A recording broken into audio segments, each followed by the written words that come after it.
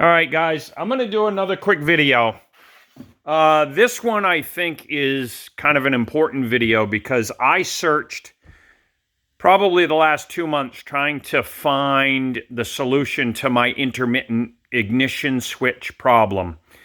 So my 15 SLT 2500 Cummins had an intermittent issue where the key,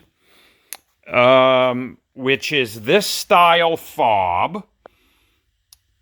I know that there are hundreds of models, Chrysler, Mercedes, etc., that use that fob. But my particular issue was that I could get in the truck, okay? I would get in, I would put my key in, everything would act normal, start it up.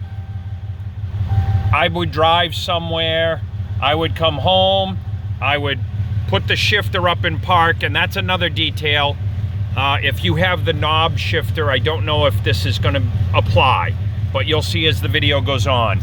So I'd get home, put it in park, it would show park on the cluster, and then I'd shut it off, and it would only shut off to the accessory.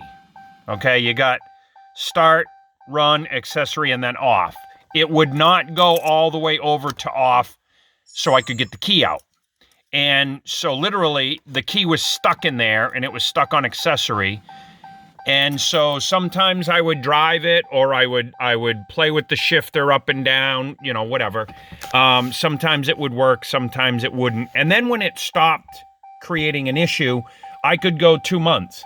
And then all of a sudden, randomly, bam, it would do the same thing. So again, if you have this style fob, I've got remote start, door lock, unlock, and the panic button. Nothing else. Again, this quad cab, it's not an SUV. So I don't know about the other ones. But what I'm going to do is I'm going to do a video to show you what I did to fix the problem without buying a new ignition box from the dealer. And I think they call it a WIN module, W-I-N. I don't know what that acronym stands for. I know that it's there's a circuit board in there. I know it receives a signal from the ECM or, whatever CAN bus system that tells the ignition switch that it's in park to let you shut it off. But anyway, I'm going to pause the video, get my tools, and then we're going to do a quick run through how to take this apart and do the repair that I did. So stand by. All right, so I know that I have my key out, and if your key is stuck, then what you need to do is you get this ring off, and then the key will fit past the cover hole. If you get this ring off with the key stuck, you can force this ring over the key. It'll pop off, and then the cover, the hole is bigger, so that'll come off. Now, I know that my key is not in there. I'm going to try to make the video quick, but I had to do what I just described to you because my key was stuck in the ignition. And then the other thing that I did that I'm not going to do this time is I disconnected the hood release cable so that I could get the panel out further. So I'm not going to do that. But anyway, you guys can pretty much tell. I mean, there's 2 screws on the bottom, and then the rest of it is just the clips that hold it into the dash. So I'll try to do this quick, and we'll see. I don't know if the camera is gonna stay. All right. So these are Phillips screws on mine. Again, I don't know if they're going to be anything different than yours, but a couple of screws here. And then, like I said, I had to disconnect the hood release cable from behind it so that I could allow the panel to come up higher to get the module out. But anyway, then you just pull it straight out and it pops out both sides. And then in a case, again, where you got the key in it, it wouldn't come past the key.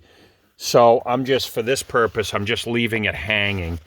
And then what happens is you've got 4 screws. They're torque screws, right? Holds the module in from the back. The module is that black box right there. And there is one 4-pin connector. So take the 4-pin connector out. I didn't disconnect the battery. It doesn't trip any messages or check engine lights, so you can disconnect that once you get the panel off. Just pop that cover. I don't know if I'll be able to show you, but the tab is on the back side. Just push it in with your finger, and then the plug comes right out. Even though there's a lot more holes than 4, there's only 4 pins that are used. And then again, you're going to find the corresponding torques, which I think was this one. Let me see. No, that one's too small. That one's too small. That one's just right. So let me set the phone up again here. I don't know if this is going to work. Bear with me. Bear with me. I'm not a professional photographer, that is. All right, so I'm taking these 4 screws out. So let's do this, right? And they're in there pretty good. So let me get these out and get the box out. So stand by again. All right. So the 4 screws are out. I'm holding it in just to show you. Okay. The box sits in behind. And all you do, let me see if I can turn my light on. Stand by. Not available while using, what? Anyway. All right. So bear with my rookie videos here. So the module comes right out and there's plenty of room. Just tip it to the side. And guess what? Before you know it, you got the ignition in your hand. Now, on yours, I'm guessing your key is coming out with it. But again, getting back to this panel, you can pop this silver trim ring out. Okay, that'll slide over the key, and then the hole that's in this is bigger. So then you can take the panel right off. So let's get to the bench, and I'll show you how to take this apart. And I'll show you what I did to eliminate my key stuck in the ignition. By the way, the 4 screws that hold the ignition switch in were T20. And there are, bear with me, there are 2 screws in the back of this. And these are T15s. So, anyway, I got my little bench, the only little open spot on my bench here. But you're going to need your T15. I'm going to come over here and I'm going to grab one of my trusty pocket flatheads you'll need as well. All right. So I'm going to get the camera set up here and then I'll roll through the procedure on what you're going to do.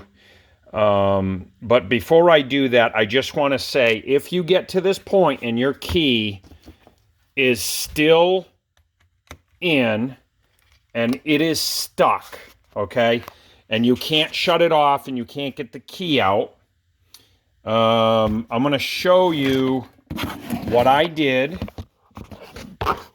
to get my key out. Man, I need a professional studio here.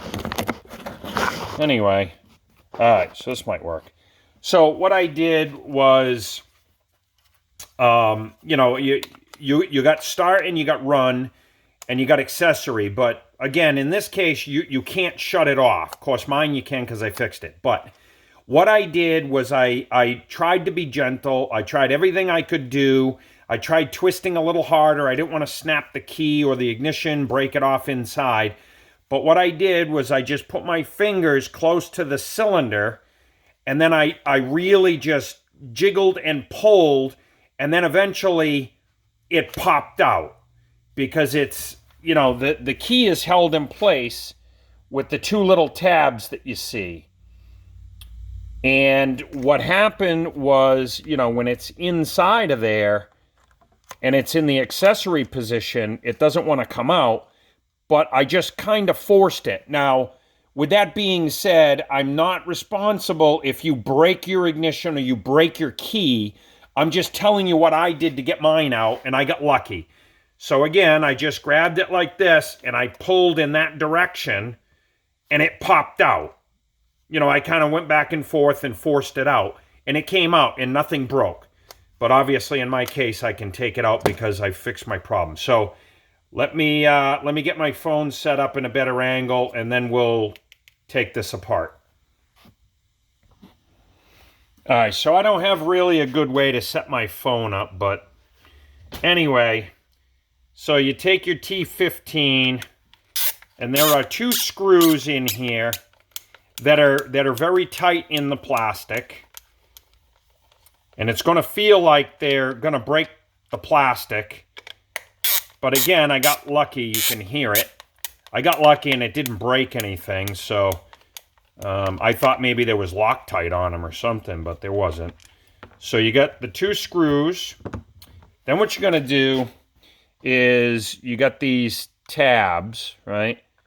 They're on all the sides. You got to get your little screwdriver, and while you're gently pulling up on the cover, you stick your screwdriver under it and just give it a twist just to get it to pop up over that barb.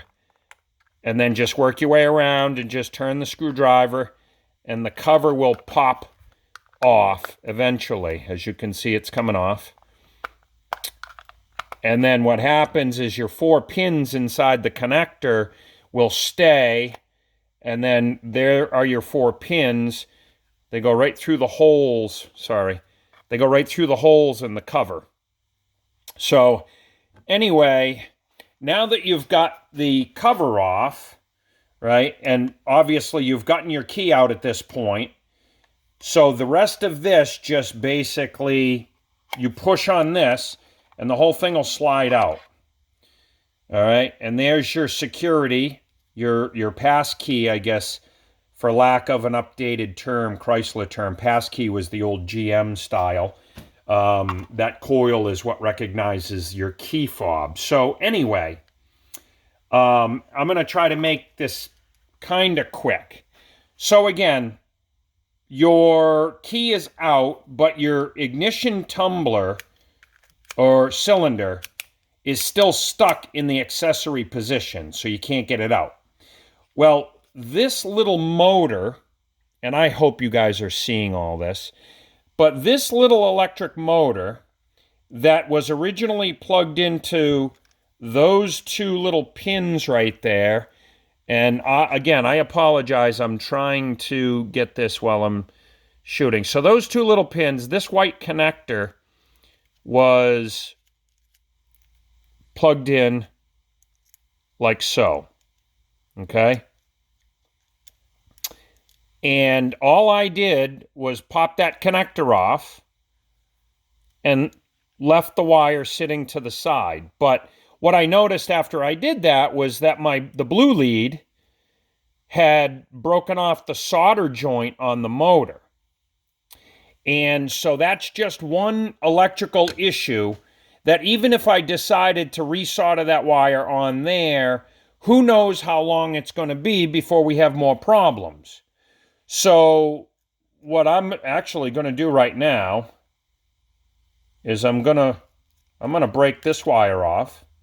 Okay? So all that motor does, and I apologize, you're not going to be able to see this, but down inside this motor runs this wheel right here. Watch as I turn it, and you see the pin with there's literally a rubber O-ring right there, and it turns it.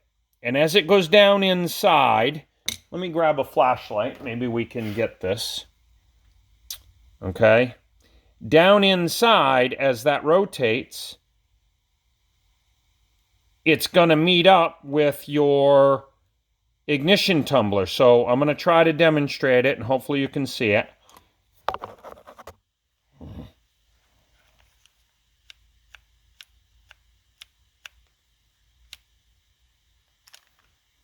Bear with me.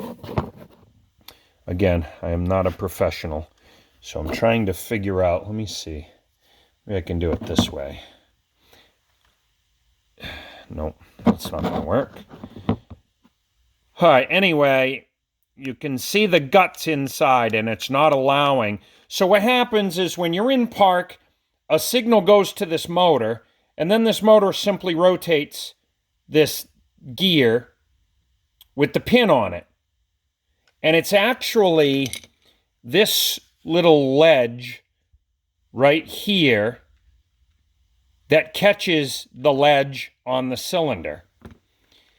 So all I'm doing to alleviate my problem, see, I can't get the key out. All I'm doing is I'm going to rotate this all the way out and then take my key out, and that's how it's going to stay. I'm literally leaving it off. I'm leaving the wires off of it. Again, I've already done this procedure, so I know that plugging it back in doesn't trip any check engine lights. It doesn't cause any issues. The remote start works. Everything worked. So at this point, I'm literally going to take the housing, take the motor, line it back up. Goes in just like this. Back in place. You see it's lined up now. And then again, with no power to it, everything's working fine. Right? So then you gently put your cover on. Don't bend those pins. Snap the cover on. And then put your 2 screws back in. Okay? So that's what I did to fix mine. And again, I've already verified the repair. I know it already works.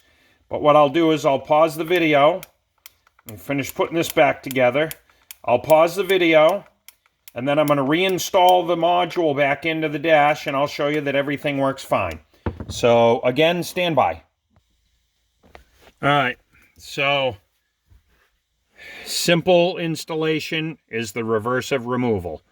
So you get your connector, plug it back in, snap, and then make sure your ignition is in the right orientation. There are 2 tabs up here that'll line it up. So you just feed it in from the back, and then that automatically lines it up. So then what we'll do is I'll pause the video and I'll put my 4 screws back in. All right, guys, ignition is back in. Bottom panel's back on. As you can see now, put the key in. Truck recognizes the key. Ignition on. Fires up. No problem. And then in park, didn't touch it. Shuts off, no problem. Key comes out. So I hope that this helps someone, because unfortunately there was no help for me. I had to figure this one out on my own. I guess being a 35-year auto tech has its advantages, where I wasn't really afraid to, explore the ignition box, I guess we'll call it. They call it a wind module or something. But just to give you an idea, that wind module, ignition box, plus 2 new keys programmed would probably be between $500 and $600. So that's pretty much what that just saved me. And, not being a dealership technician anymore, I work out of my garage here at my house. That would have been an expensive one. So, recapping, stuck key in the ignition. That is what the symptom was that I had on my Ram. And as you saw, as you witnessed, that blue wire had very easily broken off. I don't know if it was broken before or not. But anyway, again, I hope this helps, and I hope you can fix it. So the total time, by the way, zoom in on my clock. I started this video at exactly 4 o'clock. And don't worry, guys, it's only a pellet gun for the squirrels. It was 4 o'clock when I started this video. And even though I already knew what tools I needed, let's say that even digging tools out, figuring out what you needed, you'd be 45 minutes to be able to do this repair. The only thing that'll add any more time is going to be wrestling the key and getting it out of the ignition without breaking it. So again, I'm not responsible if got gorilla hands and you snap your key off. Well, sorry. I just happened to get lucky with mine, but that's how I got it out. So anyway, guys, I hope it helps. And if you have any questions, comments, whatever, go ahead and leave them in the comment section. And you can like the video, subscribe, whatever. I'm not a YouTuber, by the way. I work out of my garage here. I do small engine and automotive repair. But this just happens to be my rig today that I had to work on. So anyway, that was a good day. It was productive. Thumbs up.